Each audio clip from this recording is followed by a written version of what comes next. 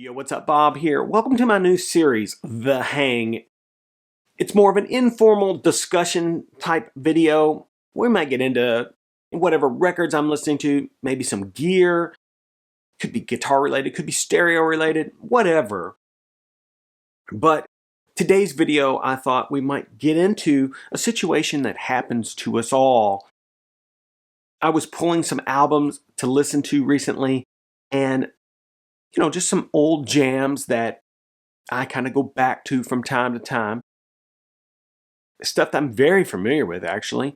But I put one of the records on and found out that it was sonically spectacular. An unexpected audiophile record. What record am I talking about? I'm talking about Van Halen's Fair Warning. Just look at this cover, first of all. Super dark, ominous, unsettling images, right? You've got this dude, he's getting his face bashed in. This guy's getting stomped out. This fella here's ramming his head into a wall. Backside, this guy's tied up. What else we got here? Just some really creepy imagery, completely unsettling, and the dark mood that Van Halen was looking for, just like the way the colors look and stuff. The day I saw this record, it really imprinted on me. And when you drop the stylus for the first time and you hear that kind of tapping thing that Van Halen, we're going to call it tapping, but he's kind of, doing this rhythmic thing on the fretboard there with the delay on and stuff. Incredibly difficult thing to play, right? It's just mind-bending guitar work. Just opens the record that way. It's like, what is going on? And then that riff comes in. It's like, holy shit, this is dark. And by the time the vocal starts, you're like, holy smokes, this is a really mean-sounding record. Aptly named Mean Street, right? It's fantastic sounding. Guitar tone for days, super thick, saturated sounding guitar tone from a Jose modded Marshall. If you don't know, there was a gentleman named Jose who used to mod up Marshall amps, and he was responsible for that Van Halen amp. Yeah, kind of lowered the voltage on it with a variac and got it really saturated sounding. And just super killer. Drum sound, bottom heads are off of the rack toms, and you get that kind of dry thing going. And sometimes they add reverb to those toms on this record, like at the beginning of Dirty Movies. You hear that, and it's really cool sounding. This particular album, you get all these kind of quiet, gentle, clean guitar interlude things. And then it just breaks out into these bombastic riffs and stuff. Michael Anthony right in the pocket, singing perfectly with Eddie and DLR. Van Halen has that in common with the Beatles, really. Thousands of gigs under their belt. Multiple singers that sing well together. Super seasoned by the time they get signed and famous. So by the time you get to their fourth record, they are really playing tight together. This is a magnificent record. Mine is a Winchester pressing. Warner label. It's on that kind of translucent super vinyl from the period. It's a great sounding pressing. Warm, rich, dynamic. Got a lot of nice sounding bass.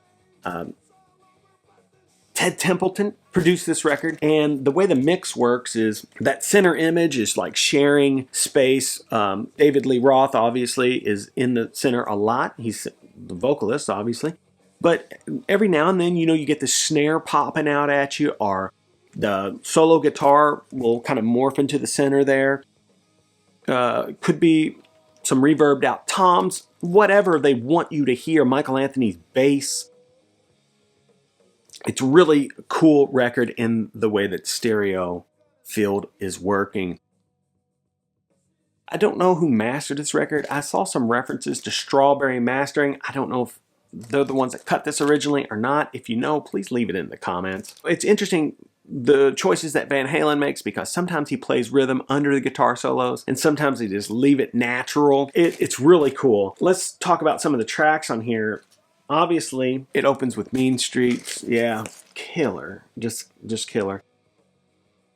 Dirty Movies has this super vibey intro, clean guitar, has those, like I mentioned before, reverbed out toms with no heads on the bottom, so it's got this really dry sound, but then they've added this reverb to it, and it's really neat. Center Swing, just a cool, aggressive sounding song.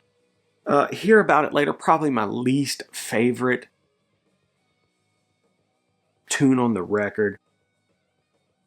Unchained, just a complete radio, classic song. Eddie is just really setting a standard for guitar playing. He's one of those before and after players. There's everything that happened before Eddie Van Halen and everything that happens after Eddie Van Halen. He's sort of a Hendrix type character in that way. Push Comes to Shove. Oh, what a song.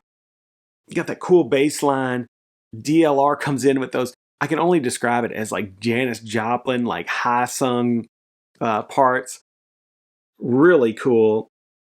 Regardless of what you think about David Lee, I mean, he's the exact amount of skill and attitude for Van Halen. That seems to be the deal. You got DLR and Michael Anthony. They're the more simplistic members of the band. And then you have Alex and Eddie, and then the more virtuosos in the group. And those two things really balance themselves out. And you have to have that balance to have a good band. So by all means, never kick Michael Anthony or David Lee Roth out of the band. Jesus Christ, don't do that. Anyway, Sunday Afternoon in the Park. That's that weird, low-tuned synth piece. It's really funky, ominous sounding song to just put on a record full of hard rock tunes. I really dig that. So This Is Love, another iconic Van Halen song, really cool. And One Foot Out the Door, kind of an aggressive, punky sounding song is how I would describe it maybe. Just fantastic. This is a fantastic sounding album. And really, shockingly well recorded. Yeah, it's really great. There might be a better pressing than the Winchester, but mine sounds good. I may eventually find a really super minty copy and get that just to A/B against this. But until then, I'm cool with that one. Another thing I wanted to touch on today is a recent find. Yeah. I was finding some pretty cool stuff, but I was kind of striking out, to be honest. So I moseyed on into Half Price Books, and there was a shift change going on. And I don't know if this played into me getting this record the way I got it, but the guy who deals with the records was putting them out pretty quickly. He had his card out there, and he was putting the records out, trying to get out of there, I think. And yeah, it was clear he was in a hurry because he laid this down, and I was like, oh, I'll check that out. As you can see, $17.99. Let's see if we can focus in on that a little bit. Yeah, $17.99. And I immediately saw that it had that kind of thinner, shinier jacket. And I was thinking, that looks like something not pressed in the United States. And I snatched it up. Abbey Road is one of my favorite Beatles records. So I thought, I got to check it out. And for sure, yeah, check this out. UK. Now, this is not a -2-1 very first pressing. I have one of those. It was gifted to me a while ago. Thank you, sir.